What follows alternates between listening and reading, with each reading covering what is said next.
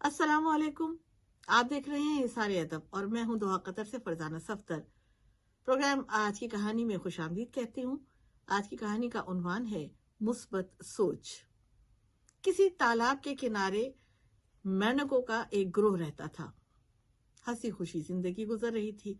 फिर ऐसा हुआ कि वो तालाब सूखने लगा, खिजा छा गई। तब मेंढकों ने सोचा कि हमें जगह बदलनी चाहिए और ऐसी जगह जाना चाहिए जहां पानी वाफर मिकदार में हो और सब्जा भी हो। तो जनाब, इस मुत्तफिका फैसले पर पूरा ग्रोह जो था वो चल पड़ा जंगल की तरफ। रास्ते में एक बहुत बड़ा गड्ढा जब आया तो इत्तफाकन दो मेंढक उसमें गिर गए। अब वो चीखने चिल्लाने लगे। वो गहरा था, बहुत गड़ा।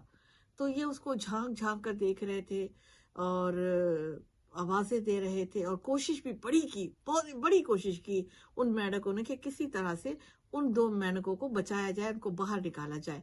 लेकिन क्या हुआ ये कि जनाब वो भी थक हार गए, टाइम भी गुजरता जा रहा था। तब उन्होंने कहा भाई ये तो बहुत मुश्किल है।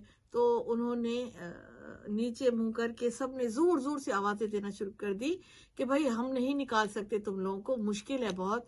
अब तुम लोग ऐसा करो कि हंसी खुशी अपनी मौत को गले लगा लो। ये सुन के एक मेंढक तो चुप करके बैठ गया, लेकिन दूसरा मेंढक जो था वो मुसलसल कूदता रहा, छलांगे लगाता रहा, कोशिश करता रहा।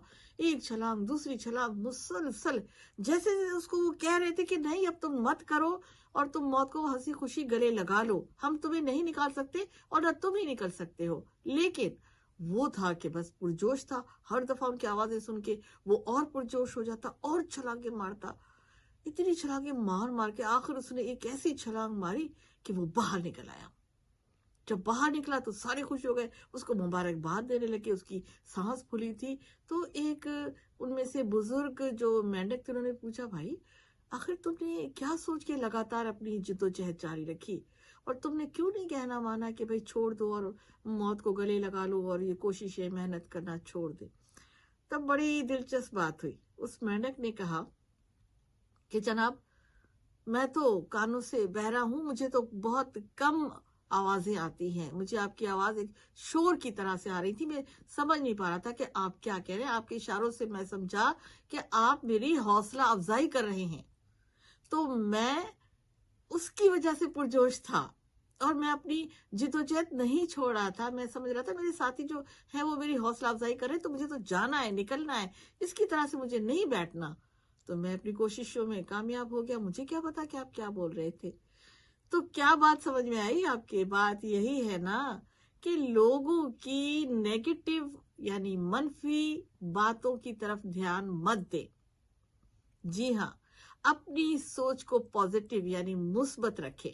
हमेशा अच्छा सोचें। अपना हौसला हारना नहीं है लोगों की बातें सुन के, बल्कि अपने हौसले को जिंदा रखना है, उसको बढ़ाना है और अपनी सोच को पॉजिटिव रखनी है। इधर उधर से जो आवाजें आती है, इधर उधर से जो लोग बोलते हैं, आप उनको भी पॉजिटिव लेंगे तो यकीन जानिए कि इस दुनिया में कोई माई का लाल आपको कामयाबी से नहीं रोक सकता। चलिए, इसके साथ ही फरजाना सफदर को दीजिए इजाजत। अपना ख्याल रखिएगा। अल्लाह हाफिज।